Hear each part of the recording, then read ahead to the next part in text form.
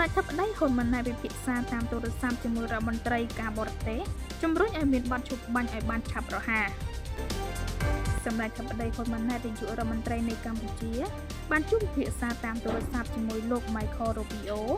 រដ្ឋមន្ត្រីការបរទេសសហរដ្ឋអាមេរិកនាយប់ថ្ងៃទី25ខែធ្នូឆ្នាំ2025ដើម្បីពិភាក្សាអំពីការវិវត្តសភាពការតាមបណ្ដោយព្រំដែនកម្ពុជាថៃ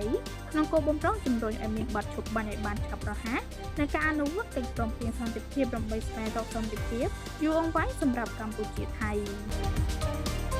លោករដ្ឋមន្ត្រី Rubio បានគូបញ្ជាក់ចំហយ៉ាងច្បាស់លាស់ថាសហរដ្ឋអាមេរិកចង់ឃើញសន្តិភាពស្ថិតស្ថេររវាងកម្ពុជានិងថៃនឹងខិតខំជំរុញឲ្យមានបទឈប់បាញ់ឲ្យបានឆាប់រហ័សតាមដែលអាចធ្វើទៅបានសម្ដេចធិបតីបានបញ្ជាក់ជាថ្មីអំពីការប្រកាន់ភ្ជាប់យ៉ាងម៉ឺងម៉ាត់របស់កម្ពុជាក្នុងការបន្តអនុវត្តតាមស្មារតី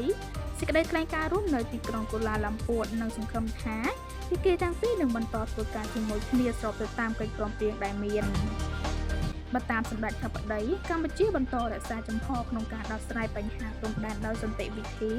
ដោយអនុលោមតាមកិច្ចព្រមព្រៀងនិងយុទ្ធការដែលបានឯកភាពគ្នានាពេលកន្លងមករួមទាំងសេចក្តីថ្លែងការណ៍រួមទីក្រុងកូឡាឡាំពួរដើម្បីដោះស្រាយបញ្ហាព្រំដែនកម្ពុជាថៃនិងកសាងសន្តិភាពយូរអង្វែងរវាងប្រទេសទាំងពីរ